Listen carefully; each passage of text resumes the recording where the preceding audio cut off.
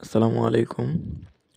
আজকে আমরা কিছু স্টোরি টেলিং শুরু করব। গল্প, অডিও বুক। আজকে প্রথম আমরা যেই গল্পটা শুনব সেটা হচ্ছে অন্তর্নিহিত কালকূট। এটা আমি ফেসবুকে অনিমা কোতোয়াল নামে একটা ফেসবুক আইডি থেকে লিখেছি। লেখনীতে অনিমা কোতোয়াল। এটার ১ নম্বর পর্ব তাহলে শুরু করা যাক। আশা করি খুবই ইন্টারেস্টিং হবে। জানুয়ারির হিমশীতল রাত্রিতেও কপাল বেয়ে সরু ঘাম নামছে শায়লার। শায়লা শুকিয়ে কাঠ হয়ে উঠছে। হাত পা বাঁধা না থাকা সত্ত্বেও নড়ার সামর্থ্য নেই তার। সম্মুখে বসে থাকা ব্যক্তির হাতে MT9। তীক্ষ্ণ দৃষ্টিতে তাকিয়ে স্পষ্ট বলে দিচ্ছে, বিন্দুমাত্র নড়লেই বুলেট তার শরীর ছেদ করবে।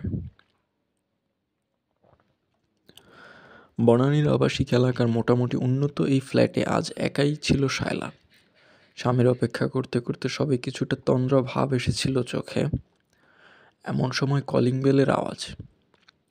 ঘড়িতে তখন 12:30। স্বামী এসেছে ভেবে শাড়ি ঠিক করে দ্রুত দরজা খোলার উদ্দেশ্যে ছোটে শায়লা।